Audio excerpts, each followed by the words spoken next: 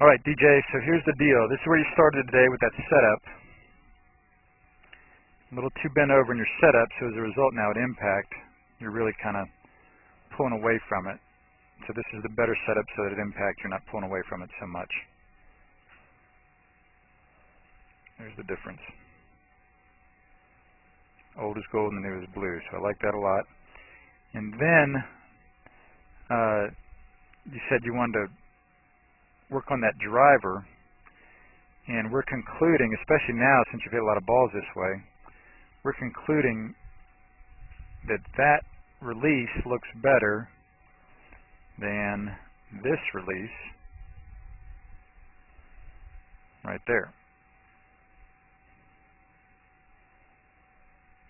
where you haven't over-rotated your hand so much to create so much of the hook, and you see your head's better over here on the left too.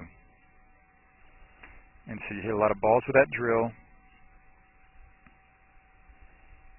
Again, don't let those arms be soft in that finish like you do on that one. Try to keep those arms extended like you were doing later when I reminded you about that.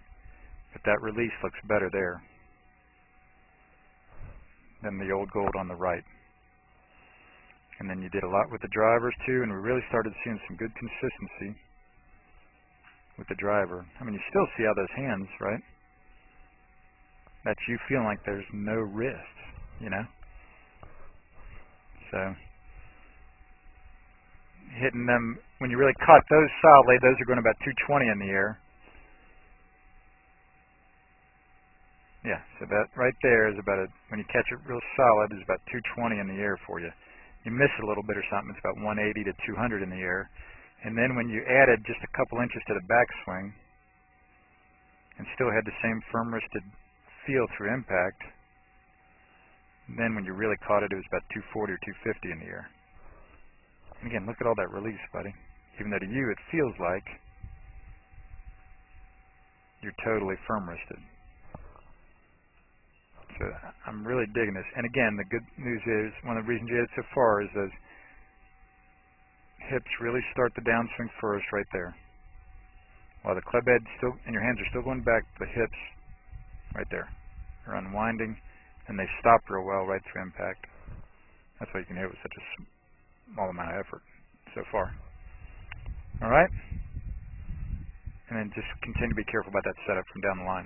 This is Joel Suggs. I sure enjoyed meeting you down at the Cincinnati Golf Show this weekend and showing you your swing on the 2D equipment that I have. And so I want to take about 2 or 3 minutes to just show you around Meadowlink. This is the studio I use in the winter for all my students. You see there's the down-the-line camera angle for our 2D equipment. And then we have the face-on camera angle also. And then what we also have here is 3D equipment to where I can show you your swing from 6 different camera angles with this 3D equipment.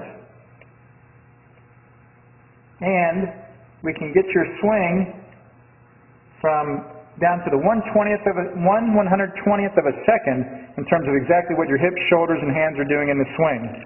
And then also, I have the most realistic hitting curve I've ever seen from puttersedge.com. So when you hit your full shots, it feels as realistic as possible. And then I have 3 different green speeds for you to practice your putting. 9.5 on the step meter, 10.5 on the step meter, and 12.5 on the step meter. That's benefited my students tremendously. And then also I have a lot of learning aids like this Smart Stick. You can see the rest of those learning aids over here in my bag that we can work on to help you learn the certain fields in your golf swing that you and I both want. And then also I help my students a lot with their equipment through the winter. This is a frequency analyzer where we twang your club and it gives us a reading here. And then also we plot your whole set, each club on these lines to see if the set is really matched or not. Quite often they aren't, and it helps my students tremendously when they find out what clubs are the offending clubs. Then if we get tired of being indoors and we want to go outdoors and hit some, we can do that. It's my daughter. Ellie, good to see you. I haven't seen her in weeks. No wonder you've been gone, Ellie. You've been out here playing in the snow all this time. But this is our natural turf area. This is closed until April, as you can see. But it's a fantastic area where we can step outside and hit some balls and get some real ball flight.